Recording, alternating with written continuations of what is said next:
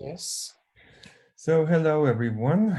You're participating in the agent-based course, and today's lecturer is Thomas. So welcome back, Thomas, and thank you very much for introducing us into the secrets and not so secrets of reinforcement learning. Yes. Okay. So today we have a lot to talk about. I will try, to keep a slow pace. In the end, if we have enough time, we might see also some programming examples that are more low level on how reinforcement learning works. And ideally, by the end of the course, we would know what is Q-learning, how do we use it, how do we model agents with it, and perhaps we will have a peek on how we can also do multi-agent simulations or games with it. Okay, so without any further ado, please also write me in the chat if something is not visible, if we need to zoom, etc. I hope that everybody can see my screen. Yes, we can actually see also your next slide. I'm not sure that is intended. Yeah, that's actually not intended. Thanks for saying. It's we are looking actually at the wrong screen. You can also use the advanced option of sharing. Yeah. So but I think now it's good. Yeah. Perfect. Okay. Yes. So today we're going to talk about reinforcement learning, as we already said. But first, let's have a quick reminder from what we saw last time, because actually it's a bit connected. So last time we discussed gradient descent, we discussed computational graphs, differentiable physics, and we saw some examples and with nice objective functions and computational graphs that are differentiable. But then the question is, what happens if the objective function is unknown or it is intractable? For example, in control theory, there is an approach that follows the Hamilton-Jacobi-Bellman equation. And actually, this is the equation below, and tells that we have a function termed v, or value function, which we have to keep in mind because we're going to discuss a lot about it today.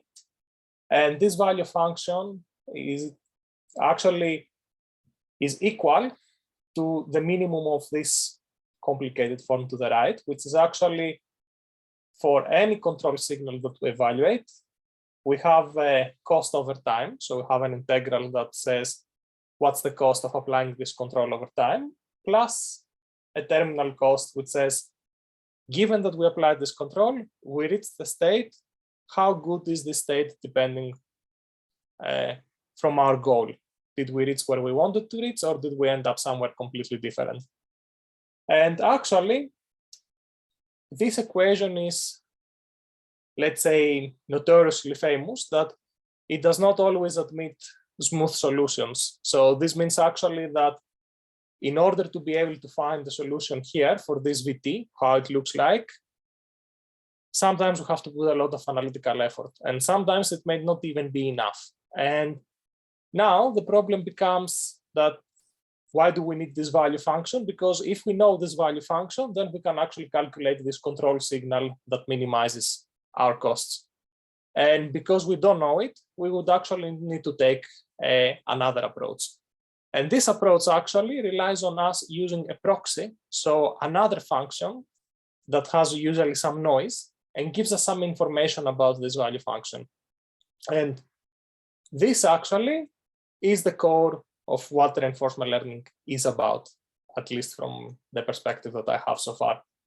Okay, to recap a bit, today we're going to be using a lot the reinforcement learning book and introduction, which is from Sutton and Barto. And I really tried at each slide to put page numbers and chapters. So because it's going to be an extended course, at some point you might feel that you might need to look at something alone. And if you want, you can also check the book because it's available online for free, as far as I checked lately. And you can actually check the page and the chapter and find more details about each slide. So, okay, we have supervised, unsupervised, and reinforcement learning. These are like usual categories that have to do with how machine learning accumulates experience.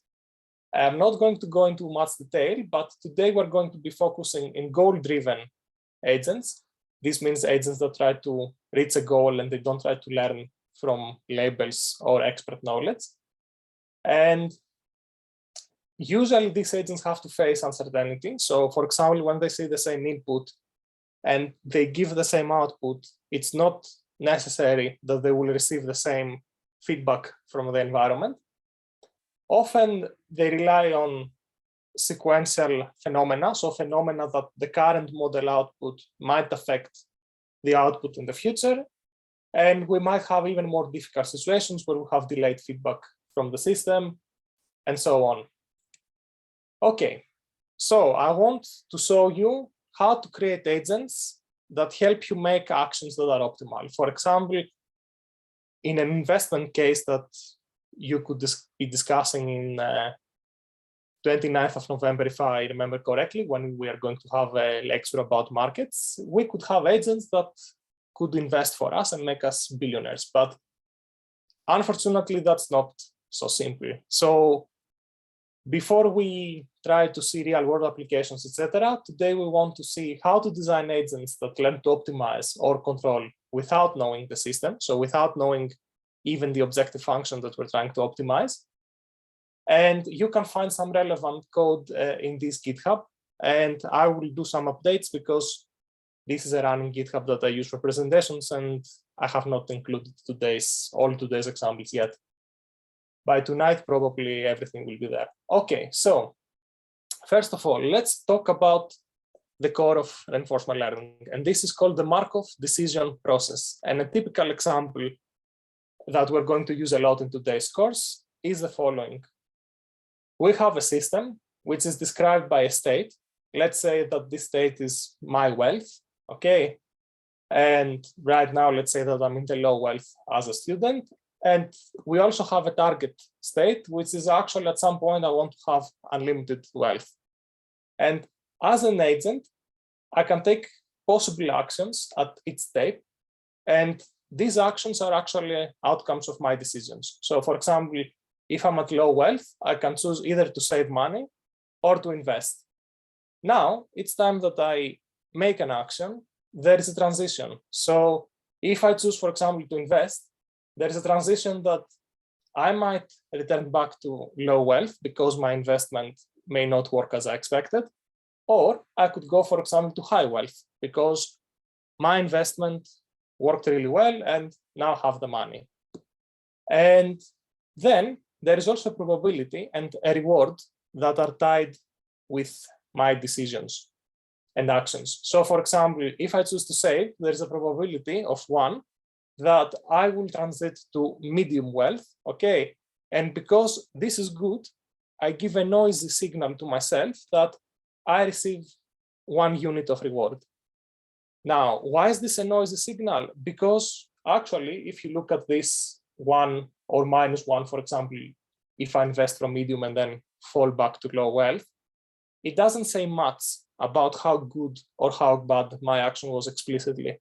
In this case, it just says that it was +1 good or -1 bad. I could also try to model all this with having a proper objective function and so on. But the question is, how do I model that? Even in this simple case, probably it would not be easy to derive the whole analytical model that tells me what's good or not. Well, if I was a financial engineer, then maybe that would not be such a problem. Okay, so we have our Markov decision process. We're going to keep it in mind and we're going to come back to it to see some examples in the next slides. Okay, so what are reinforcement learning agents? They are the main element of reinforcement learning is that we have an RL agent that interacts with an environment. The definition from the book is that it's a goal-directed agent in an uncertain environment. And it learns, the agent itself tries to learn a behavior that achieves a goal by observing the environment, making actions, and then receiving rewards from it. Or in other words, interacting with the environment. What this agent wants to do, it tries to learn the best choice of actions or a behavior that actually allows it to reach its goal. Usually the goal is the maximization of a reward. And since the reward is actually a proxy of an unknown objective or cost function, we could say that this implicitly minimizes the cost. Again, when I say proxy, this means that the reward does not tell us exactly quantitatively how good an action was or not. It just gives us a noisy signal of how good it was. Then we can actually have a lot of those agents who are independent with each other and do simulations. And that's actually one of the most basic forms of multi-agent reinforcement learning. Or we could combine them in more interesting ways and use communication or other techniques to produce collaborative agents or competitive agents and so on. Okay, I hope everything so far is good. That's actually, again, from the book of Sutton and Bartle. We can actually see the basic idea of how reinforcement learning learns. Okay, first, let's start from the model. The model is our reinforcement learning agent. This agent, okay, could actually be planning, okay, or it could be a direct reinforcement learning agent who doesn't have an underlying model or estimate of the environment, but just accumulates experience and makes direct actions. Then we have a value and a policy. These are two terms that we're going to explain in more detail in the next slides. The value describes how good is my current state, or how good is the current action that I take given my state. Then what the agent does is that actually it acts on the environment based on its policy, and it tries to estimate the value. And then it tries to pick actions that either bring the agent to states that have high value, or it tries to pick good action and state pairs. So it says that if I'm in state 1, for example, low income, it's better to save. But if I'm in the state of, let's say, high income, then it's better to invest. Okay. Next. Here is how a Markov decision process can be described in reinforcement learning terms. Again, we have the environment. The agent produces actions which are fed to the environment, which is black box. So this means that we cannot propagate gradient via computational graph, like we discussed in the previous lecture. The environment provides a new state, st+1, and a reward. The agent takes as input the reward and the state, and then decides a new action. And then this process is being repeated through time until the agent reaches a terminal goal. Okay, so these are actually, this diagram is the most basic diagram to have in mind, especially when you want to program reinforcement learning agents. Okay, again, we look at our example now that we look at the diagram, and we can see that all elements of the previous diagram actually do exist in our example. Okay, let's say now that me, personally, I'm trying to play the game of the previously described Markov decision process.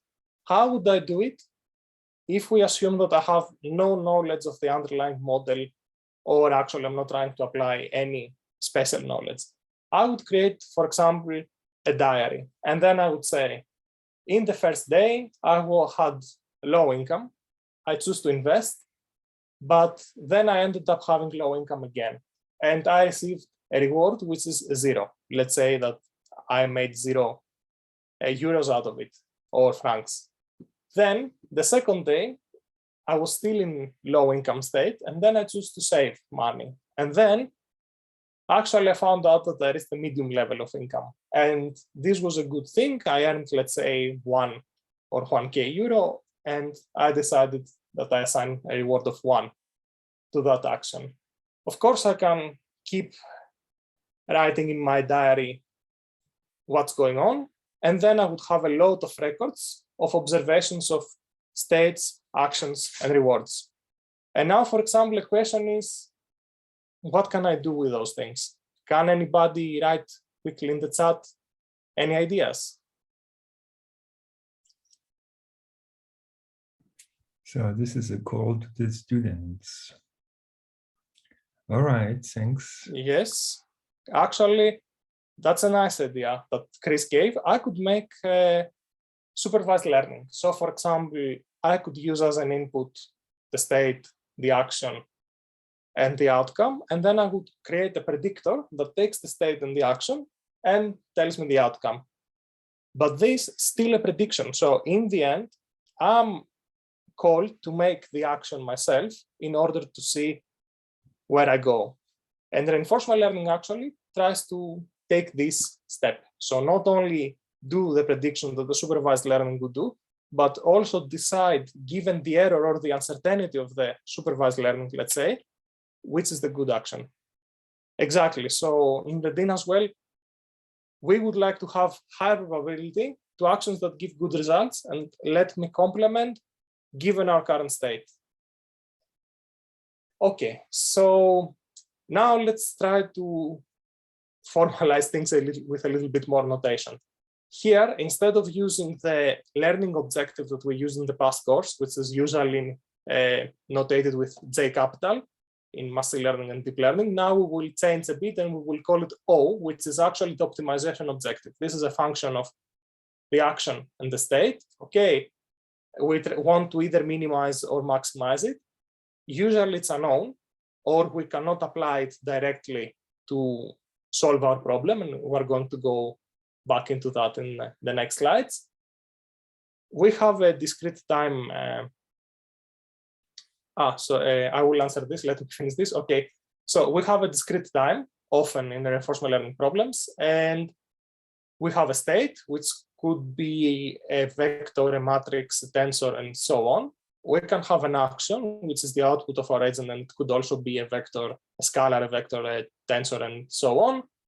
And we have the reward. And now let's try to connect this with the question that Gail, if I'm not wrong, said in the chat. So in a supervised setting, if this is the question, probability could be a function of the reward, or even the reward could actually be the outcome of the supervised algorithm. The problem is that the reward is noisy. So this means that there are environments that I might not be getting the same reward, even if I'm at the same state and perform the same action. And for example, in the previous MDP, this is what happens with the probability. So actually now I remembered something. Is the question regarding the probability from going from one state to the other, or from the probability of taking an action for the supervised learning case?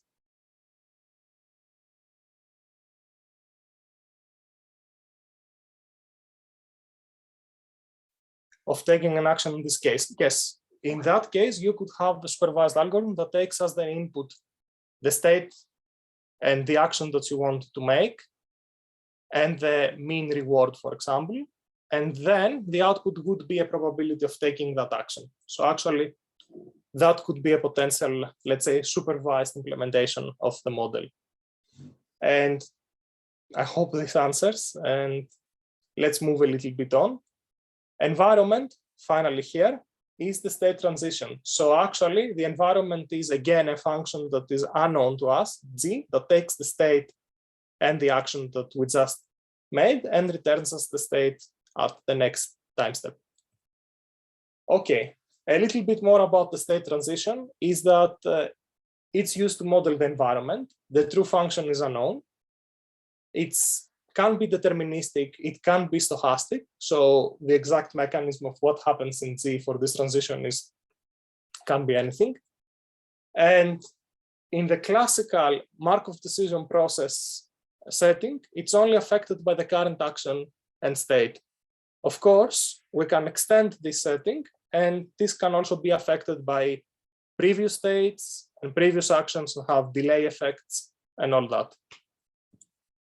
Okay, then the question is that if we actually extend its definition, is it still a Markov decision process? And the answer is that maybe, maybe not. So there are end-step Markov decision processes, there are partially observable Markov decision processes, so literature has actually a lot of models there. Okay, then what's a policy? policy is actually the strategy that we use to select an action. So for example, to take what you said in the chat, let's say that we have a neural network that takes as an input the action, the state, and the mean reward that we observed so far, and returns a probability of selecting the action.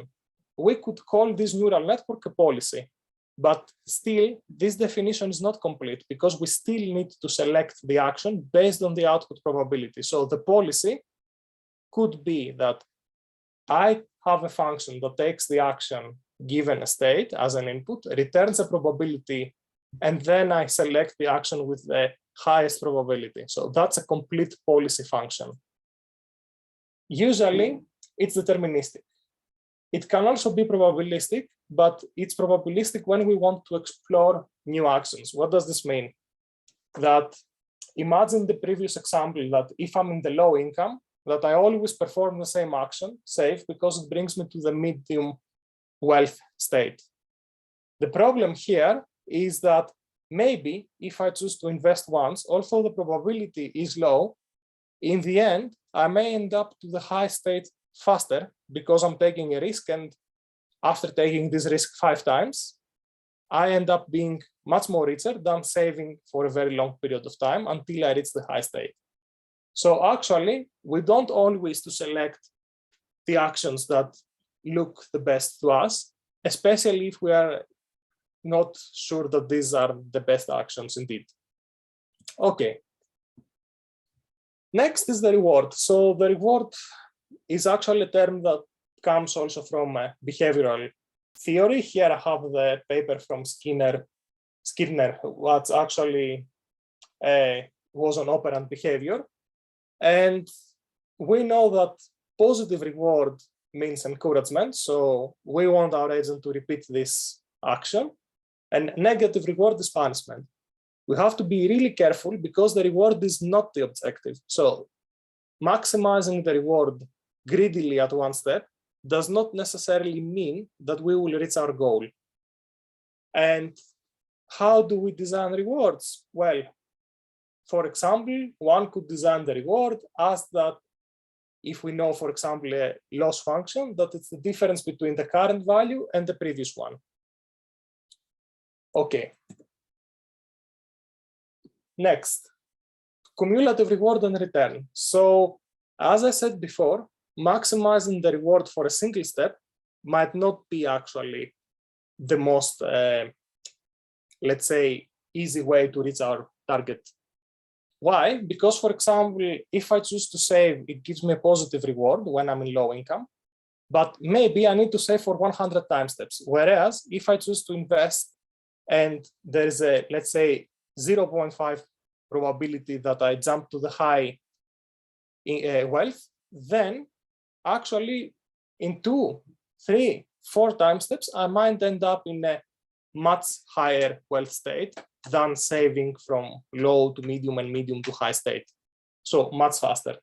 So now we also have to consider that the reward needs to be optimized in the long term. In case our signal gives us a wrong idea about long-term goals, we actually need to find a way to maximize in the long term. And how do we do that? We actually don't do always the optimal selection of reward at the current time step, but we choose a different action that does not maximize the reward now, but maximizes it until actually we reach a long time horizon. And usually this is modeled in the following way. We have a discount factor, gamma in this case, which actually sums from the current time step t with k equals 0 until a long time step in the future. And then this discount factor is between 0 and 1 to the power of discrete time steps that we take into the future. So we understand that the terms of this sum as k increases vanish. So this means that that high rewards very far into the future are not actually that important for us to reach our goal. Then we have another term which we call the return, which is actually the cumulative reward until the end of an episode. An episode is actually a finite number of time steps, and and T capital is the maximum number of time steps that we want to reach our goal. So for example, I would like to reach the unlimited wealth state in the next 10 years, because if I need I will come to that. If I reach that in 200 years from now, probably I don't think that I would care that much. So why do we need the discount factor? It's actually tied to what we discussed right now. If, for example, somebody comes to the agent and says, look, if you play this game forever, in 200 years, you will reach your goal. Then if this goal has a very high reward, let's say 100 in the previous example, and we just sum all the rewards, we will see a very high value. And then we will say, okay, taking this sequence of actions that reaches the goal in 200 years is actually a valid strategy. The problem is that we don't want to reach our goal in 200 years. We would like to reach it in 10 years. So actually we need a mechanism that makes rewards that are very far in the future less significant. So that's actually the reason that we need the discount factor. Is this okay?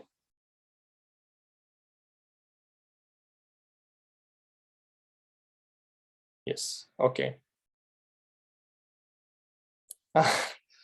Okay, so what, I hope that I'm pronouncing right, like Nureddin asks, actually that's a good question. We're going to discuss a little bit about it later. Then we're running into a problem that's called reward design. So if the rewards right now are very sparse, that's the question, and there exists some very high reward into the future, how do we incorporate that? So actually then we need to to change the way that we calculate our reward function. So probably we need to add some extra terms next to the discount factor. So let's keep that for now, and I think that we will be able to elaborate a bit more.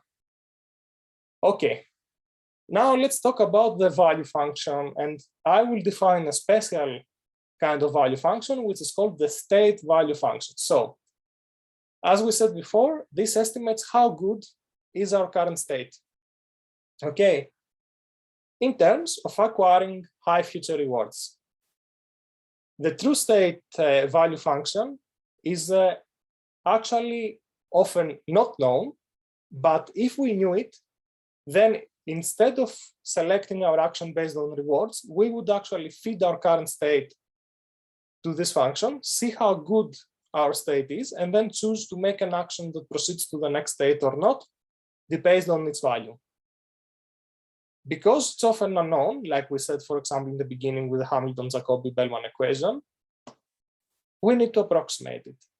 And now, if we assume that our policy is fixed so that it doesn't change, that we always have the same, let's say, action outcome given the current state, we can actually derive the Bellman equation, which says that the value of a policy P for a state S is actually equal to the sum over all possible actions given the current state S that and the policy value. Let's say that this policy is a probability as we discussed earlier, and multiplied by the sum over all possible states and rewards that I can receive.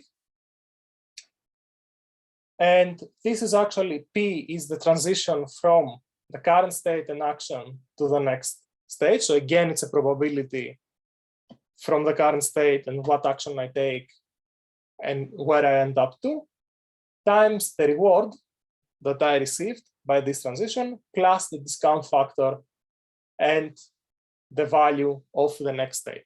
Okay. So, Chris, I will come back to your question after we finish this slide, because I think that's very important.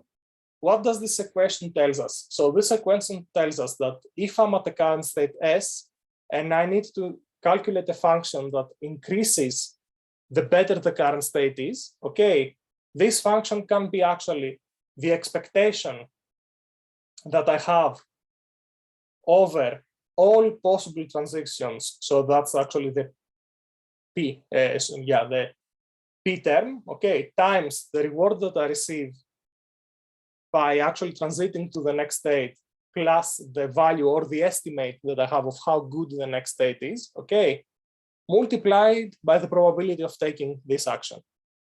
Okay, so let's make a little pause here if you have questions. And meanwhile, trying to answer Chris's question. So let's say, okay, the changes of an agent strategy happens only based on the total reward over until time step t and not on RT directly. Yes, Chris, that's correct. We're trying actually to choose our actions given the long-term, the optimization actually of a long-term reward or a return. So we want actions that actually bring us to a good state in the future and not only in the next step. Yes, it's possible that there are infinite states. What does this mean? This means, for example, that our state is a continuous vector. Then we have infinite states, and actually these sums here are not very easy to calculate. So actually, I think because it's continuous, so actually we have to do integrals then. And then the question is, what do we do then? Which is actually we do deep learning, the answer. Okay, another question is how many states in the future are we looking at?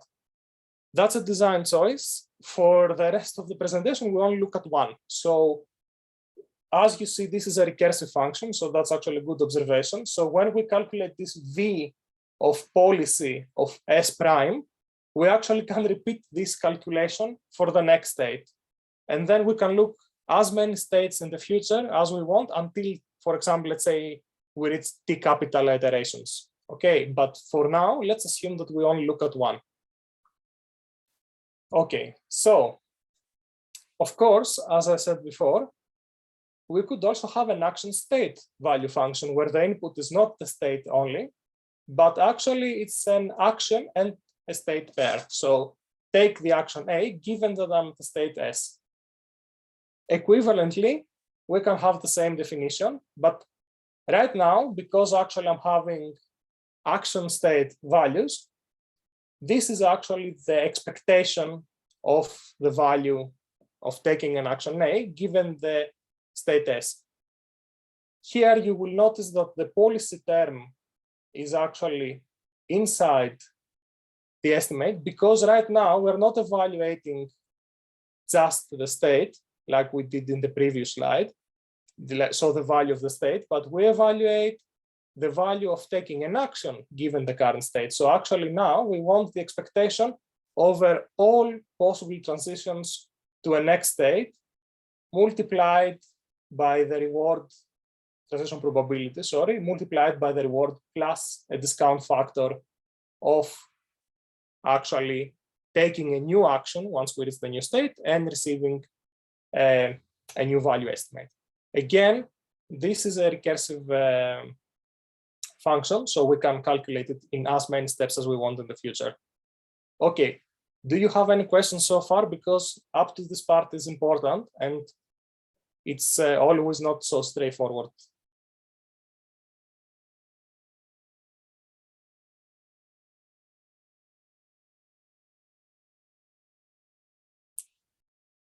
I can't see any feedback yet. No questions. Could you confirm everything is fine? Okay, let's go on then. Please don't be afraid to ask on those. Okay, that's good. Okay, now let's go back to if we don't know the value. For example, we said in the previous slides that usually the true value function is unknown. What do we do? And the idea of, yes, we will do numerical examples in a bit. And the idea is that, how do we do that? And the answer is we're trying to predict or estimate the values. So we want to estimate the true value function given a policy. Again, as we said in the beginning, the policy is something that takes a state and an action pair and gives us, let's say, a probability output. Several parts of the Bellman equation can be estimated. And then we can use those parts in order to make our decisions. So for example, we choose the value function that has the highest value for a given state and action pair. Do you have any ideas how we can estimate those unknown parts?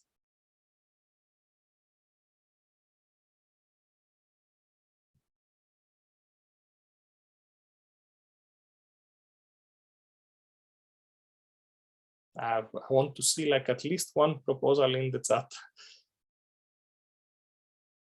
I can help you anything from the previous courses.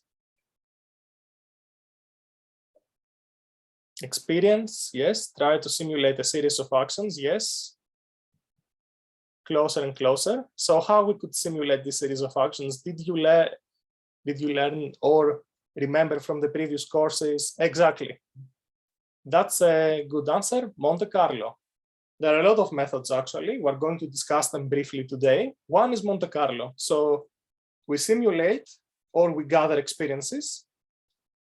We put these experiences in a big ledger or like a diary, and then we use a Monte Carlo method in order to estimate this function. Another way is called dynamic programming. So actually, when we know the transition matrix, or when we know actually the probability of going from one state to the other, there is a method that can give us optimal solutions. And this is the dynamic programming. And finally, we're going to talk about temporal differences.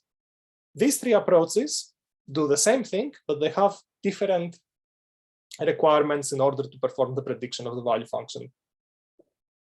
There are also methods that don't use value estimation. For example, genetic algorithms or simulated annealing. But we're not going to cover these methods in this lecture. Okay, next we have a second problem, and this is called the control problem, how to find the optimal policy. So which is the policy that maximizes the return, so the sum of rewards until the end of the episode, by selecting optimal actions. And we call this P subscript star, and this is actually the optimal policy. And we want to know the optimal value function, so the one that estimates the value function best, and the optimal policy. And how do we do that? We are actually doing an iterative mechanism. So the main idea is that we want to optimize the policy. So we repeat a lot of iterations where we calculate, for example, what would be on average the best action to take given a value of the value function. And we also want to optimize the value. So we can repeat a lot of, let's say, iterations with a Monte Carlo estimation in order to get a very accurate estimate of what the value function returns to us given a state and an action. Okay, so in reinforcement learning and in the Sutton and Barton book, this is called the generalized policy iteration. And we're trying to solve both problems simultaneously. So what do? We start from a fixed policy. Let's say that my policy is to always pick the action that brings me to a state that has the highest possible value. Okay, how do I do that? I run a whole episode, so I do all my actions given states until time t capital. Okay, I see the total, let's say, return that I got from different initial states. And then I pick an estimate or I calculate the probabilities in order to assign higher probabilities to actions that brought me to the best state in the end of the episode, or to have the best cumulative reward actually over the episode. Then, once I do this enough times and I have a good policy estimate, so my probabilities are assigned to actions that actually give me very high sum of rewards until the end of the episode, discounted sum if I want to be exactly correct, then I can actually optimize my value. So I sample a lot of trajectories, keeping the policy fixed, and I feed those trajectories, for example, to a Monte Carlo estimation method, and I update the value estimation given those states. There are actually two representations on how we do that. So assume that these lines are the trajectories that brings us from a random selection of policy function and value function to the optimal ones. So we first optimize the value estimate. then we optimize the policy estimate, and then if we repeat that many times, we will end up estimating the optimal value and the optimal policy function. Okay. Now, because soon we will be having our break, let me show you actually some quick numerical examples.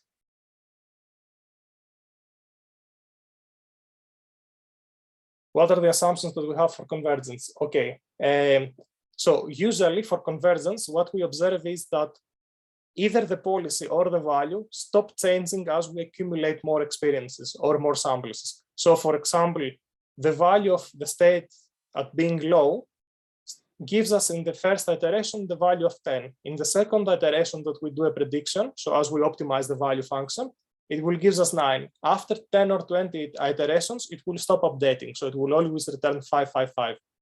The same is with policy, like the policy, given that I'm in the low state, the first case, it returns probabilities 0.5, 0.5, invest or save.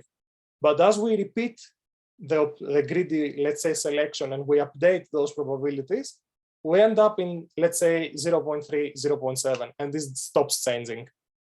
What are the mechanisms actually to force this convergence? We're going to discuss next with dynamic programming and temporal differences. Okay. Oops. Yeah, not supposed to go there. Sorry. And advanced options. Perfect. Okay, so let's now see this Jupyter. Okay, hope that you can see my Jupyter notebook. Okay, so all this code is accessible online. I will update only some parts about Q-learning. Please feel free to play with it in detail, because now in the course we're going to pass a little bit faster rate. So I have this Markov decision process that we discussed earlier, and then by hand I transform it into a model. So I use, like, for example, these transitions from low to medium. If I do the save action with probability 1 and I receive a deterministic reward, that's always 1, and so on. And then I create a finite Markov decision process environment. What I do is that I see how this environment is stored. I store it in the pandas data frame. So you see that from low to medium, by the action save, I go with probability 1 and receive a reward 1. Okay, these cumulative probabilities are so that I can implement some models later. And then actually here I have a policy, and this is actually called my policy or Thomas policy. And then I say that just because I want, when I'm in the low state, I perform always the action. So I perform the action save with probability 0, so actually never. And I perform the probability invest with, so the action invest with probability 1. And you can see also actually what I do depending on the state that I am. So what do I do? Here I play my policy, and we see that I start from the medium state randomly. I do save, and then after 205 steps, so time steps, I managed to reach the unlimited wealth state. So this is a typical example. Imagine that I have a for loop and I break it when I reach the unlimited, that if 1 time step is equal to 1 year, I end up actually after 200 years of reaching unlimited wealth. Now, next is the policy evaluation. This, and then we go for a short break. What do I do here is that I take a function that takes as an input the state, which is actually a discrete value, 0 for low, let's say 1 for medium, and 2 for high wealth, and returns an probability over all my actions. So here is the pseudocode. I take the state, I return a probability, which I then greedily, let's say, sample in order to determine the action. Okay, then I feed this action to the environment, I get the next state and reward. And then I collect all these pairs of state, rewards, actions, and previous states in, let's say, buffer or tuple or a list. That's called experience. And I return the experiences. Next, what do is that I perform a policy evaluation, what we saw in the slides with the converging actually diagrams, which takes as the input the policy function. It takes some parameters, let's say call them theta. It calls a value estimate function, okay, which initially is sampled to be a value from a uniform distribution, okay. And we always set that the value of the S terminal, so the goal state, is 0, because once we reach the terminal state, we stop playing the game. So once I have unlimited wealth, I don't care about saving or investing anymore. And then I do the following. I set the threshold delta, which I use to determine when I need actually to stop my iteration. So when I converge. And then I say one observed value of the function v given s is this vcal graphic. I calculate the vcal graphic from the vs. Actually, here I need to correct that. I also calculate another estimate of the vcal graphic by the expectation that we discussed in the earlier slides. Then I compare their difference, and if this difference is smaller than this value delta, which is actually assigned to be maximum of the previous value of delta and the difference, then I keep doing this until I converge. And sorry, to clarify, theta is not a learning parameter, it's a convergence parameter. So it's a constant that I pick to decide when I stop convergence. I repeat this, and once this loop stops, I return the value. And actually, this is the policy evaluation algorithm. So how I estimate until I converge. I start from a random estimate of the value, and for each state, I keep repeating this until I converge. Okay, let's do a small break and be right back in some time.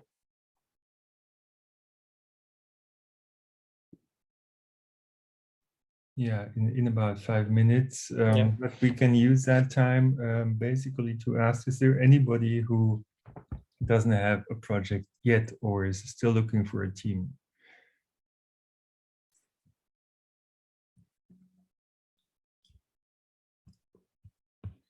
The impression is that maybe there would be some further projects that we don't have yet on the list. So please make sure to contact Nino and Thomas. We'll summarize that information so that we would have a full overview over the different projects. Thank you very much.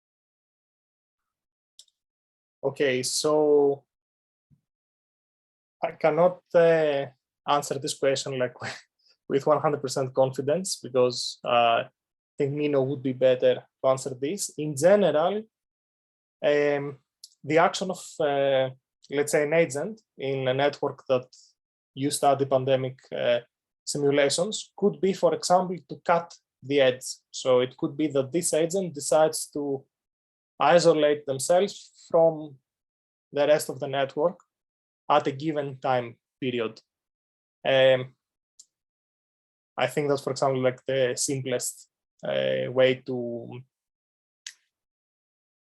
simulate this. Another, for example, could be that, so you can either cut some edges, so cut selectively some interactions. You could also cut all interactions, which means that you remove the node. You could also, if these interactions are weighted, so for example, it's the probability from one node to the other, you could also reduce the probability. So from, let's say, purely network speaking perspective, 3 potential actions are like this, that the A is a scalar, for example, and real valued if it reduces the weight of the edges, or it's binary, 0 or 1, if it completely cuts off edges. I think that's a potential simulation.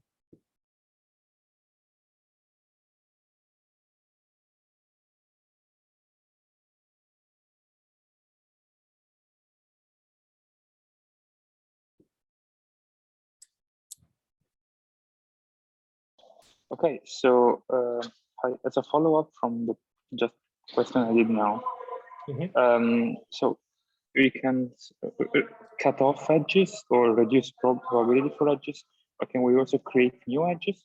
Yes, exactly. We can also create new edges. So for example, you can say that the agent chooses to interact, let's say, with other groups because current interactions are too risky, for example. This I would suggest, because again, I'm not an expert in pandemics, I would suggest that you look at the literature and see what expressions they use. From graph, or let's say network perspective, the actions are more or less that. Either you cut, add, or change the weight of the edges. Okay. Or nodes, if you want to go from an edge node perspective. Okay, let's go now back to the slides, but give me 1 second because something is missing. Okay, now you should be seeing the Jupyter notebook. Yes, okay, and let's see now.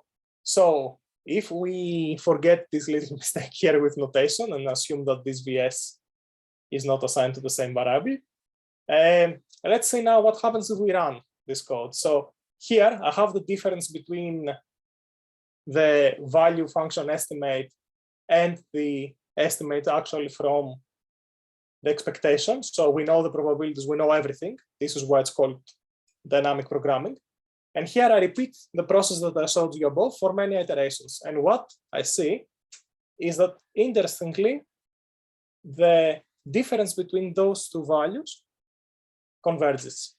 So actually becomes less than 0.02. So this is an answer to the previous question of how does this convergence happen. So in this case, where we know the transition probabilities, we have a fixed policy that assigns, let's say, a fixed action given the state. We know the reward, and we can also calculate 1 step in the future the value of the value function. Okay, we can start from a random estimate of the value function and repeat this process. I think that actually what I'm missing here, what's wrong here, is that VS is the old value function, and here on the left-hand side we should have VS. So old estimate of the value function is kept in the buffer. New estimate of the value function, so second row has the mistake, is updated given the transition probabilities and the policy.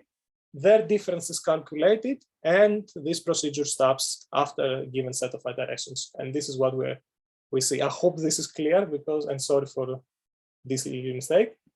Okay, and now let's see what values do I get if I play my policy, the one that I showed earlier to you. For example, this says that being in the low state actually has a little bit better value than being in the high state, and being in the medium state is the best. So my policy says that if you're going to play Thomas's policy, being in the medium state actually is the better way to reach your target, because probably there are some actions that you can take to reach the limited state. Okay, next, let's talk about policy improvement. So policy improvement is that if my now value function is fixed, how do I change the assignment of new actions given the state? And how do I do that? Actually, now I iterate over the policy. So my value function is fixed and I iterate over the policy. And here I have a deterministic operation and I say, old action is given my current value, my current policy function, the action that I would get given state S.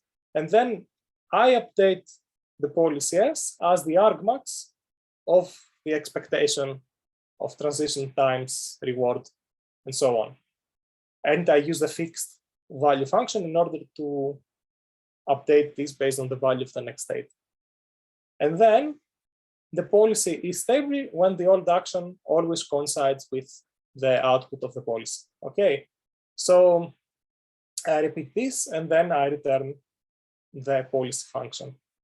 And then if I do this many times, I actually do converge to the real let's say value and policy functions.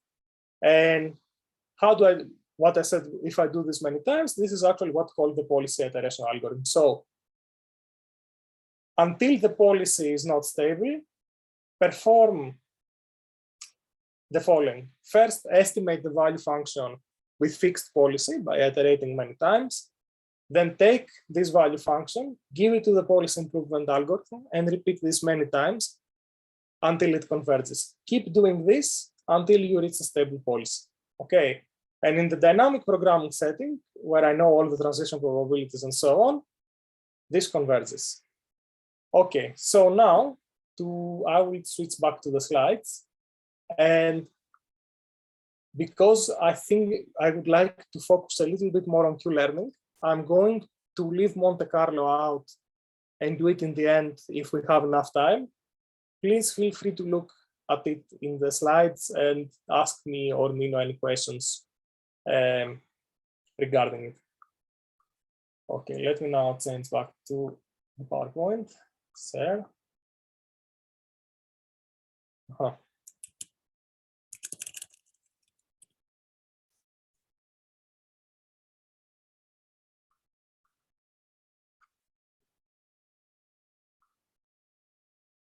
Okay, now you should be able to see my slides. Okay, let's remember again one more time the usual setting and go to the next slide. Okay, first we define a thing that's called the epsilon greedy policy. The epsilon greedy policy is an algorithm where instead of deterministically picking the same action again and again, now we pick an action based on a small probability epsilon. So what do we do here is that given our current state, we iterate all possible actions that we can take. And then we select an action with probability 1 minus epsilon plus epsilon given all the possible actions, okay? Or we select another action different than the one that we evaluate now with the probability epsilon over the total number of actions. Okay, why do we do that? Because actually sometimes, as I said earlier, if we don't know the transition probabilities, we want actually our policy to take a little bit different actions in order to decide what would be a good value. Okay. Next, so why do I introduce this epsilon greedy policy? This is a bit relevant now with the Monte Carlo that we would have discussed earlier, but it's also relevant with what we're going to do next. This is important because we want to be able to sample actions in the case where we don't know transitions. So, and we cannot do this nice convergence thing that we did previously in the dynamic programming. Okay, next, we will talk a little bit about reward design.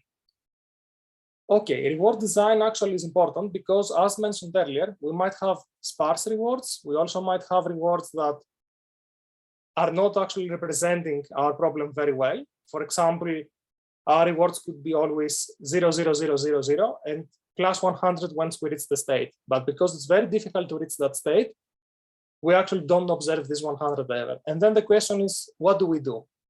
And one thing that we can do is that we can have actually rewards that are not dependent on our final goal or the current task, but irrelevant tasks. So for example, we could train our model in a very similar task and then use this reward that has like a dense or well-defined reward, and then use this reward actually to achieve our goal. Another thing that we can do is that we can try to model our reward as a function that is monotonous with reaching the goal. For example, if our goal is a position in a grid system, we can say that the reward is a function of the distance of our current position in the grid versus where we want to reach. Another thing that we can do is that we can use imitation or supervised learning. And in more advanced settings, we can use inverse reinforcement learning. Okay. These are actually out of the topic of today's presentations, but if you choose to do them in the projects, I would be happy to elaborate more and we can look at designs of those algorithms and so on. Okay, next we can have on-policy reinforcement learning, which means that our policy, so this argmax function that we saw earlier, is the updates on this policy are based on the same method that produces the samples. So while we choose a new action and this new action produces a new sample, we use this sample in order to estimate how good, for example, our value function is. Then, sorry, 1 second, because yes, okay. When we do that, actually, this means that the exploration of new actions and the value estimation, so our learning procedure, are actually coupled together. So the learning model tries to learn the value estimate and also explore better actions at the same time. Okay, that, for example, a mechanism that does that is the epsilon greedy mechanism that we saw earlier. So, for example, we have the same, let's say, policy. We choose randomly from time to time, and then we use these random updates to actually update our value and policy iteration functions. Okay, next we have the off policy. So the off policy means that we have two policies, one that generates samples for our value function, and the second is the one that generates the optimal actions in order to reach our goal. For example, we can choose the action based on a different policy, perform the state transition, update the current policy based on the state transition. So we can update, for example, our values or our argmax operators, and then try to learn, for example, to learn the optimal policy and value via the iteration that we discussed earlier. Okay, so far, reinforcement learning actually can be described nicely by the following diagram. First, if we have full knowledge of the system, so transition probabilities and so on, we actually can go towards the dynamic programming approach. So the dynamic programming approach is what we saw in the Jupyter. We do the expectations, and then we pick based on, for example, maximum expectation and so on. Next, if we don't have actually the system dynamics, so the transition probabilities, but we can take very large samples over time, we can actually apply Monte Carlo methods. We skipped them due to time constraints. And finally, there is another approach where we don't know the transition probability, so we try actually to learn them. And we also cannot take very large samples of our process because it's costly, let's say. In that case, we don't use Monte Carlo, and we use something that's very useful to the modern reinforcement learning, and this is actually why we skipped Monte Carlo, which is called temporal difference learning. And this is used to estimate the value function when we don't know system dynamics, so we don't know transition probabilities and so on, and it's too expensive for us to sample large episodes like in Monte Carlo method in order to estimate good sets of actions. Okay, how do we do that? We take a combination of dynamic programming and Monte Carlo, and from Monte Carlo what we take explicitly is the sampling. And in order to do that, first we do an online application. So we perform the updates one step at a time. So what does this mean? Again, going back to the previous question that we had, we don't look into very far time horizons, like until the end of episode. We look only what would happen if we take the action, go to the next state, and then receive a reward. Okay, of course, we can extend that to n-step updates. And actually, the more steps we add, the more similar we look to how we would do it to Monte Carlo. Again, to give you a quick summary of what Monte Carlo would do is that we would sample the whole chain of actions and state transitions, and then average over the whole chain. So that's actually what Monte Carlo would do.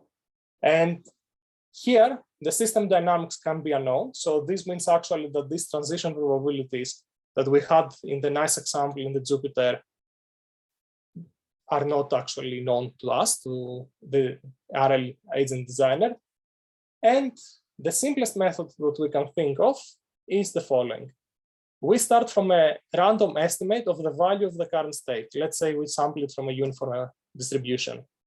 Then we pick a learning rate, we call it alpha here, which we multiply with the reward that we receive from transiting from the current state given an action, plus a discount factor and the value of the state that we transit to, minus the current value estimates. We started, let's say, with random, so at t equals 0, this would be the same random number as here.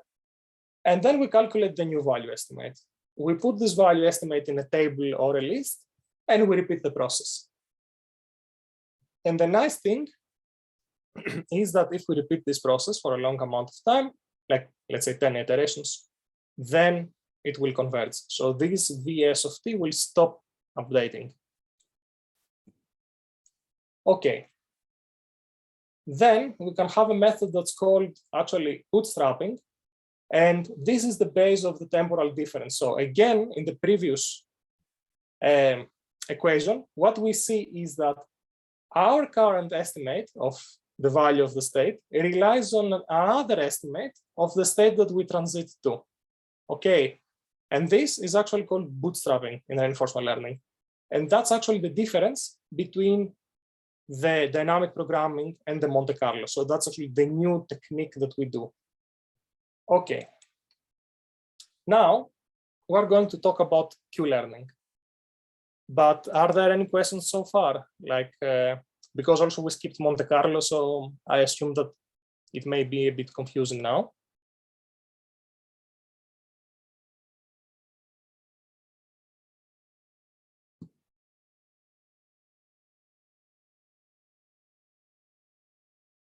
How many iterations are needed? Okay, so we don't know that from the beginning. So actually, we calculate the difference of the old estimate of the value and the current one. And usually when it's below a threshold, the absolute difference, then we stop the iterations. Yes, to repeat the bootstrap idea. Okay. That's actually, let's go back. Yeah, that's what I expected by skipping Monte Carlo. So first, let me start from Monte Carlo, and then we go back to bootstrap. Okay. What Monte Carlo does is that we sample a whole trajectory from time t equals 0. We do all the actions until we reach t capital. And then for each action and state pair, we get a reward that we can use for the value calculation. And then you can imagine that our values are actually, let's say, averages or estimate over the whole evolution process. So we cannot actually calculate the value estimate until we have all the next time, all the next value, so reward, action, and state values until the end of the episode. So until we actually manage to reach our goal. So in the case where I was playing my policy, Monte Carlo would need to do all 200 time steps until the end. That's it. And the difference between the dynamic programming, if you remember, dynamic programming was doing always one step at a time. So it was taking the next state that we transit to, and it was averaging over all the possible next states given my current state. So actually, Monte Carlo you have a huge table with, let's say, state, action, reward. And in the reward, you can, or end value, V. And in the value, you calculate the average of all the value estimates, but you have to sample the whole trajectory. Whereas in the temporal difference, at each state, you update your value only by evaluating the value of the next state. So, and to do so, you need actually the transition probabilities, this expectation. I don't know if this covers, but let's not, let's try actually to have some time in the end and see it. Okay, the bootstrap. Yes? Could I ask a question? So, Yeah, when you please. say you know the state that in dynamics, that is knowing the transition probabilities, and that's why we don't need. Exactly, you know the transition probabilities. So actually, maybe it makes sense to go back to dynamic programming. You actually know in the policy improvement this P of S. So this is a known value. We know it. So we can actually do this multiplication in here and select, for example, the best action. Or in the value estimate, we know this value P here. So we can actually calculate this expectation over all possible transitions in the future. Is this clear? Yeah, better. Thank you. That's dynamic programming. In Monte Carlo, we don't know these probabilities, and we're performing a Monte Carlo in order to try to estimate them, for example. And to do so, we will need the full transition until we reach the final state. Otherwise, we would have an incomplete transition estimate. So that's why Monte Carlo needs to go from 0 up to T capital.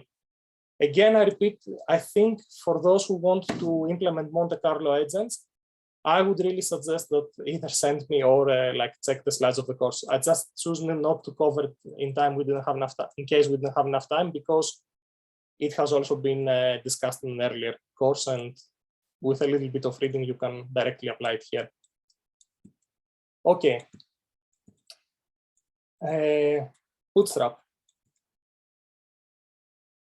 So the idea of bootstrapping is that imagine that I have this new value estimate, and for each state, so ST says that the current time step in terms of iteration, so how many in the current time step, what's the next state that I receive. But then imagine that in my case of the Markov decision process, I have actually 3 different states: low, wealth, medium, high, and okay, unlimited, which is the goal.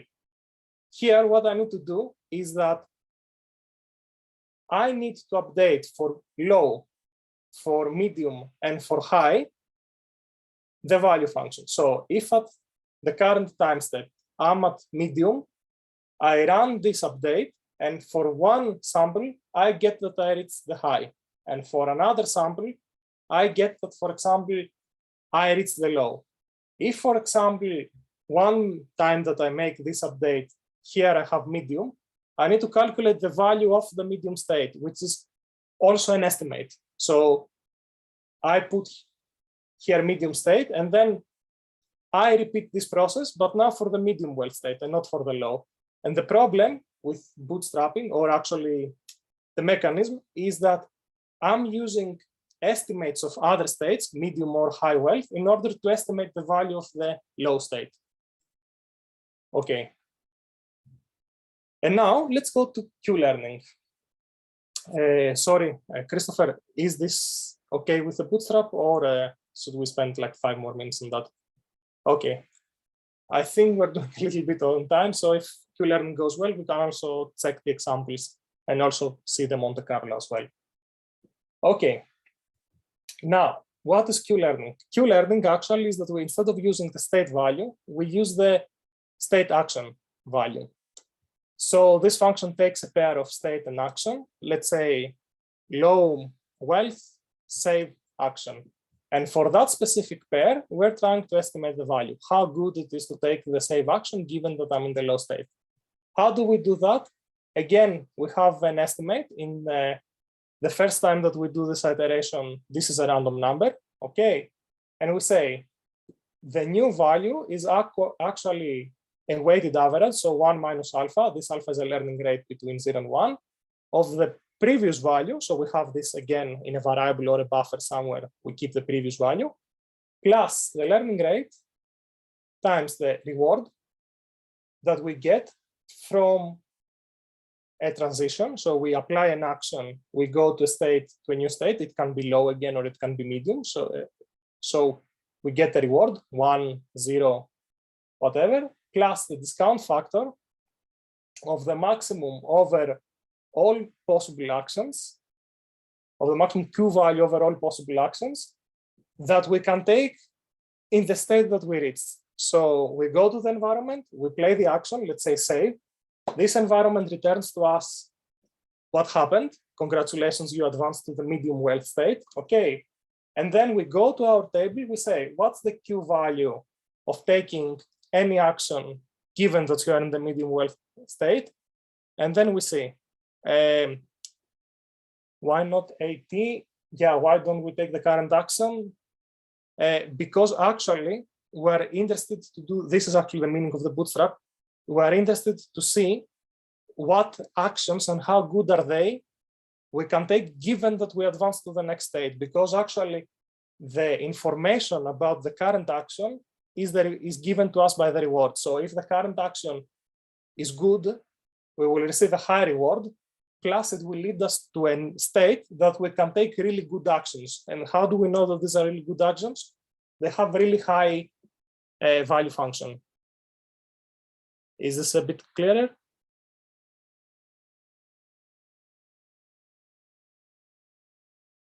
Okay. Exactly. So yeah, very good. Perfect.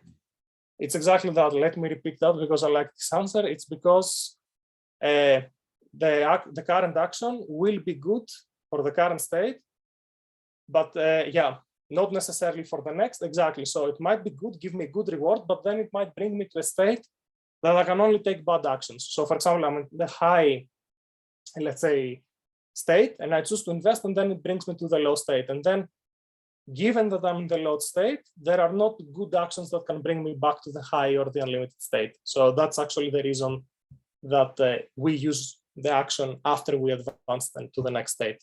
So actually, it's like a bit like forward thinking. I take an action now. I don't care, let's say, directly about the action that I take now, but I also want to know where it will bring me next. Because even if the action right now is very good, then it might lead me next to a bad state. A typical example I think that they do is the cookie example. They ask in an experiment, would you like to take 5 cookies now or wait? And then the people who answer wait, they get 20 cookies. That's actually a very simpler way. So actually, in order for me to make a good guess, if I know that by waiting now, I get 0 cookies, but I get 10 cookies in the end, then actually it might be better to think about what state it brings me then and what actions I can take. Okay, I hope it's clear. Please let me know if it's not. And Q-learning. Okay, so Q-learning is an off-policy method. This is why we mentioned off-policy earlier. It actually is a temporal difference control. We just discussed what temporal difference is. And it works in the following way. So we have an epsilon greedy policy. Epsilon greedy, what we discussed briefly before out of nowhere, is that we don't always take deterministic one action, but we just randomly take some actions that don't always have the highest value. Okay. And we have some parameters. For example, this is what we call the step size, or let me calculate what I mentioned earlier, alpha. A small epsilon, so this small epsilon is actually used for our e-greedy policy when we don't follow the policy and we just do random actions, and the discount factor between 0 and 1. And our variables, so what we want to learn, what changes, is the Q function estimate, which takes the 2 inputs that we discussed before, state and action, and the expected return after taking an action. So actually, what's the expectation until the end of episode, until we take an action? That's what the Q function explained. It tries to guess. Okay, usually we do an arbitrary initialization. We don't try to initiate the Q function somewhere. And for the terminal state, so when I have unlimited wealth, this we always assign to 0. Again, as we discussed, then we don't care about taking actions anymore. Okay, then we do a lot of episodes. So we repeat this process many times. And for each episode, we start from time 0. We take a random initial state. So we roll a dice and we see if we start from low, medium, or high wealth. Okay, and then until we reach our maximum number of accepted time steps, let's say 10 years, because we don't want to wait 200 years, we do the following. We sample an action from a deterministic or epsilon greedy policy in this case that takes as an input the current state, the potential actions that we can do, and the Q value that evaluates them. For example, a typical epsilon greedy policy would be that 90% of the times pick the action with the maximum Q value at the current state, and 10% of the times pick a random action, okay, to make it a bit simpler. Then we take this action, give it to the environment, take the next state, and a reward. And then we go and update our value estimate by using the sampled reward and the transition state. So we actually do the maximum operator over all possible actions that we can take in the future. We pick the one that has the highest value estimate. We add this to the reward that we just received, multiply this by the learning rate, and perform our update. We set the current state to the next state and repeat this process. And this will actually, at some point, converge. Okay, why it will converge? I really suggest that you look into the book. There's actually some nice discussion on the convergence of the temporal differences and when it's possible. Okay. Now, there are some challenges for the classical reinforcement learning. This means actually that when we do this maximum operation, this can be biased.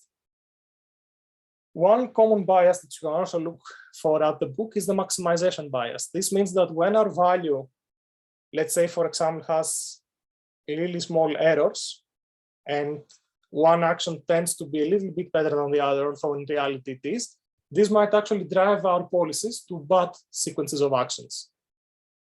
The decision and the state may be non-linearly dependent. So far we were saying that we start from a random initial value, we keep it in the memory, and we apply the Q-learning update. So far we didn't have parameters, we didn't have neural networks, so we were assuming that everything was nicely linearly dependent through an MDP. But often that's not the case. The states might be continuous, as you pointed out earlier. So actually, imagine that our Q value cannot enumerate over a finite set of states and actions in order to return the number. So this max operator actually could be difficult to implement. The decision might need to be done in continuous time. Remember, like the previous course. We could also not be able to observe the full state of the environment. So that means that, for example, I might be able to observe my wealth, but I might not be able to observe my taxes after taking an action. And then we actually need to use a good value and policy estimator to tackle the above things efficiently. Here, for example, is a little bit more details on the partially observable Markov decision process. So this is used actually to motivate why do we need these neural networks, and we cannot just do it only with keeping the value function in a table or a list. Because actually Markov decision processes are not very common in the real world. Often we have state aliasing, which means that there is noise in our reward, and for the same pair of state and actions, we might get completely different rewards, even if we, for example, have the same transition. Terminal states might not be easy to identify. So here, for example, in the example that we're discussing, I want to have unlimited wealth, and that could be easy. But if, for example, we would consider states with continuous amount of money, what would be the terminal state for me? What wealth would I consider unlimited? And in that case, we can actually transform our states, so feed them to a neural network. And this whole Q function that you saw above, instead of starting from a random value, it could actually be a parameterized function. But then we also may have another problem. So what we're trying to estimate, with the Q value is actually heavily dependent by the amount of time. Nice question, Chang. That's actually what I would like to see next. It's important that in the Q value, we did not have expectations of transition probabilities over the next stage. So this means that each time that we get a sample, these biases are estimate of how good it is to take an action. This is actually a problem that we have a distribution over the states, and this distribution is actually the amount of time or time steps that we spend on each state. And the more amount of time we spend on a state, the more biased our estimates become towards the state. So actually, given continuous actions and all that, I wanted to say that this is a difficult thing and too many challenges, but actually, no, because actually, based on what Sang asked, we can actually calculate gradients. So we can say that our value function or the Q value function from before is parameterized with a set of parameters W. We can have a policy P that could also have parameters, but for now, let's assume that it's deterministic or E greedy. And then our goal would be actually to minimize an error. And this error is a prediction objective. So in this case, again, it's the expectation over all possible states and the difference of a Q value iteration that we do as we discussed before. Okay, so the classical Q learning approach minus the estimate of the neural network. So we do one calculation, which is the classical Q learning. We do a second calculation, which is the neural network. We want the neural network to be as close as possible to the estimated value function, but then we use the neural network to actually pick the action and not the output of the value function. And then if we do this, we can actually have an iterative update of the value estimate. Okay, I hope this answers something. I don't know if I need to go into a little bit more detail.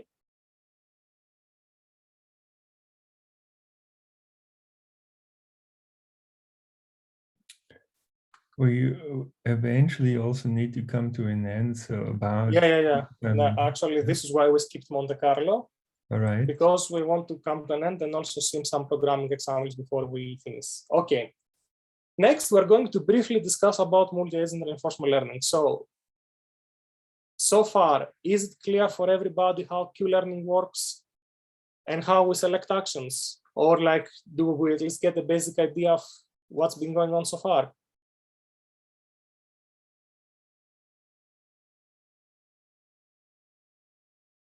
Okay. I hope it's pretty clear. Okay, perfect.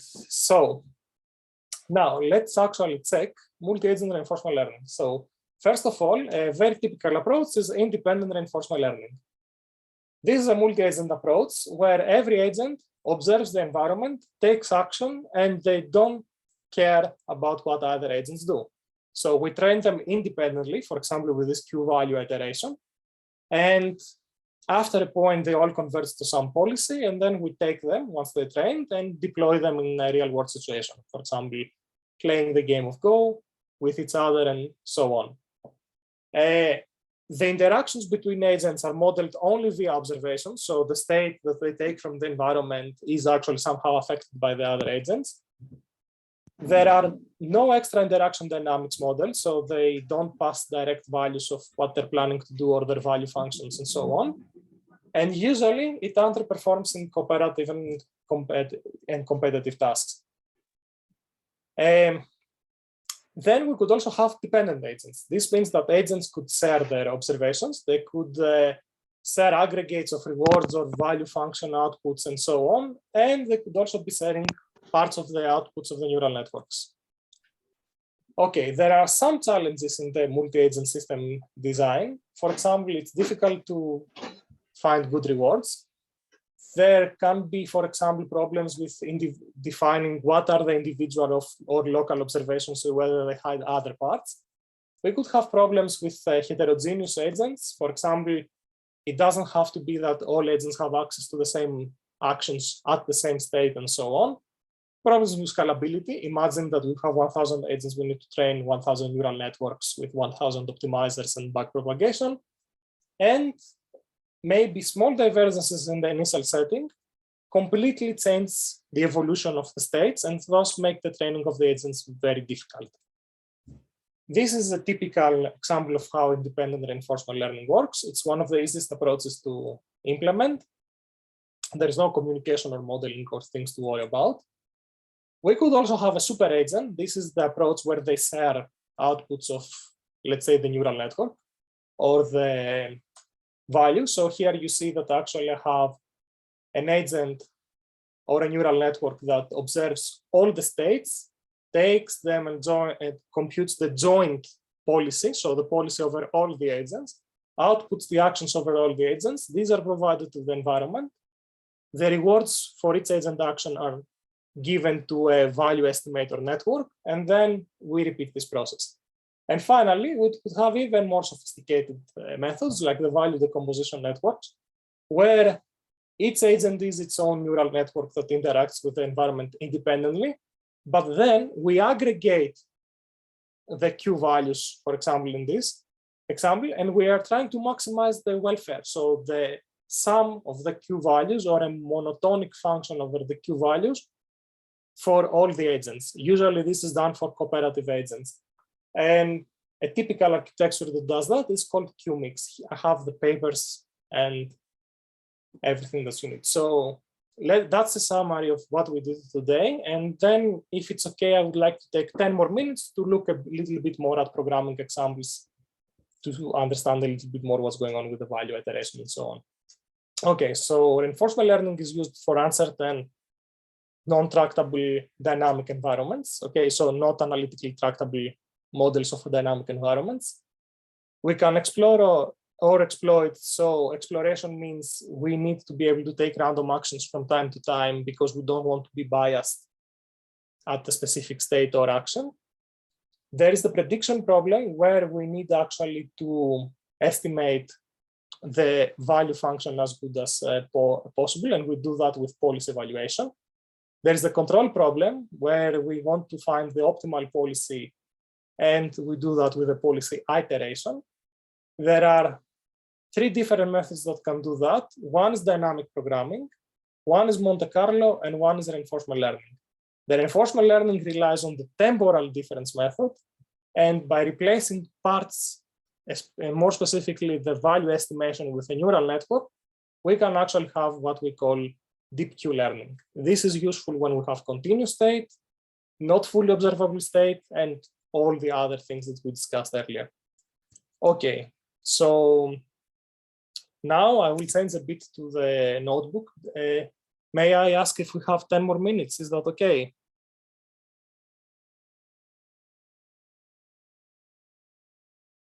Yes, 20 minutes. Yeah, okay, perfect.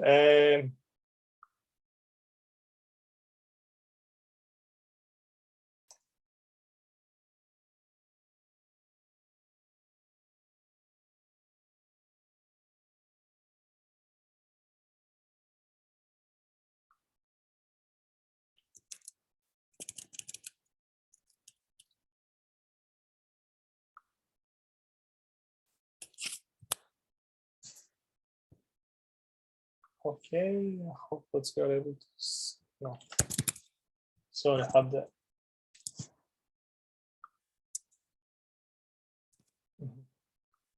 Okay, so now you should be able to see the Jupyter. Yes, this is. Yeah, actually.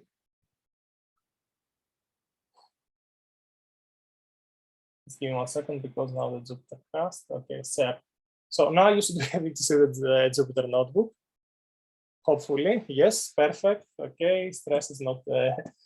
Okay, so we discussed about the policy iteration. We discussed about the policy evaluation, and we saw how things converge. Now, what I want to. So actually, this is where we start. Now, let's see actually the policy improvement. So we discussed this algorithm in the slides. We actually pick a new action from the old policy, then update the policy with dynamic programming. Here I want to show you that this is actually the value matrix or table for the new policy versus my old policy that I did as Thomas. And here you see that the assignment of probabilities for taking a specific action changed. So now I use the value iteration that we saw converging earlier here, this one of dynamic programming. And we see actually that if we use this and the policy improvement, actually the value, the probability estimates of the policy change.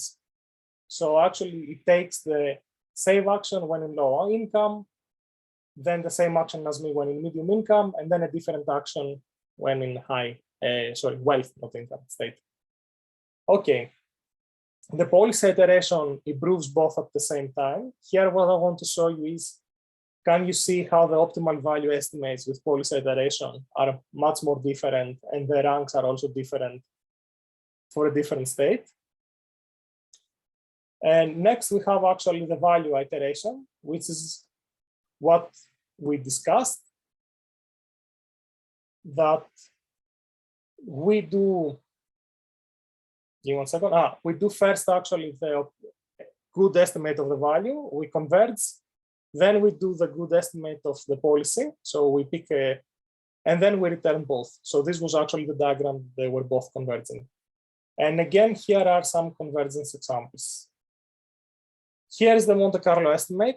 Please take a look at it online, because I don't think that we have a lot of time to go through it. And here actually is a valuation of different policies. So here is how many time steps do I need to reach the target state if I follow my policy. So I run this experiment many times.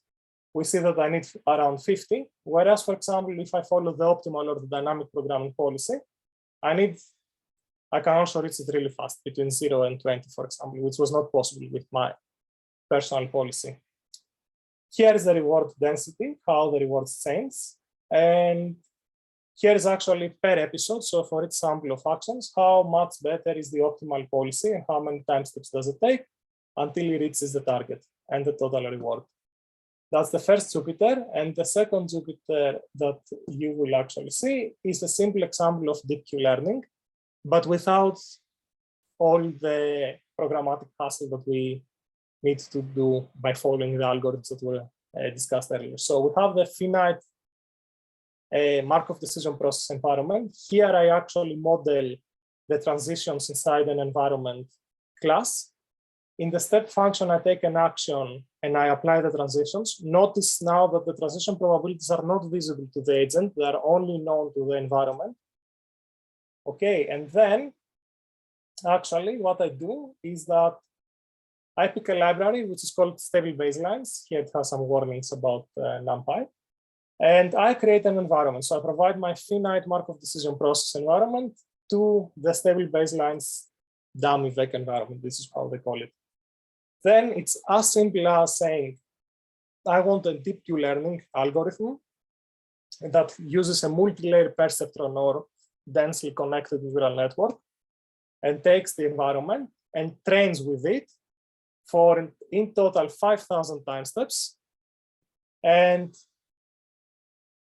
then outputs the optimal, the value function, which is actually an estimator, and the policy. Here I collect the actor rewards and time over those after I train for 5,000 time steps. So I say to the deep Q learning, repeat the processes that we discussed.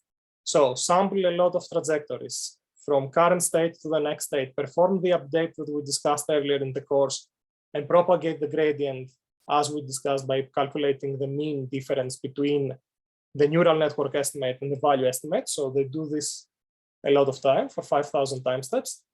And then I actually play an episode. So after I train, after I do the learn operation, I go here and I say start from 0 and then do 50 episodes. And over those 50 episodes, actually collect the rewards that you achieved for each episode and how much time did you take in order to reach the target state. And now what I do is first, by following the code, I take this environment, I create a probabilistic policy, and then I want to compare my policy, the one that we discussed previously, with the policy that the deep reinforcement learning produced. And also do some other experience with Monte Carlo and dynamic programming. And what I see here is the following, that deep Q learning that was as simple as doing these two commands from stable wavelines. And my policy, in this specific case, because I changed a bit, converges much faster. Dynamic programming, on the other case, and Monte Carlo. Give me 1 second, because yeah, so deep Q learning and my policy converts faster. Yeah, because my policy is the optimal in this case. Sorry for that. And Monte Carlo and dynamic programming should actually have the same. Yeah, sorry. This is rewards. I did a mistake on the axis. This is rewards, not total time steps. What we want to see here is that deep Q learning and my policy did not perform that well. But in this case, Monte Carlo and dynamic programming performed the same. In the next course, you are going to have the same examples with actor critic models, and then you will see that actually actor critic outperforms the deep Q learning. And now, here is an example that I don't think we have enough time to go through. If you try different rewards, then you actually get different distributions on how fast the algorithm converges. So this is an example that if I change the environment and change the values of the reward signal, the deep Q learning algorithm might converge faster or slower than the compared to, for example, with different reward cases. For example, what I did here is I just went to the deterministic rewards and I switched from 1 to 3, from 0 to 2. So I just switched the reward signals. So this is to show the importance that even just by scaling the reward a little bit higher or lower, this indeed changes the convergence behavior of the algorithm. Okay, so thank you very much for your attention. I think we cannot cover Monte Carlo in 3 minutes, but I hope that Nino did an extended coverage of it in the past, and that the missing bits and pieces to connect it with reinforcement learning will not be too much. I hope that you got a good idea of what Q learning is about, especially bootstrapping and this whole approximation thing. Please contact me via Slack or let me know in the next courses about if you have any questions or project ideas or any help with that. Thank you very much for your time. And yeah, that's it from me. Thank you, Thomas. I hope everyone enjoyed the course. See you next week. Bye-bye. Have a nice evening.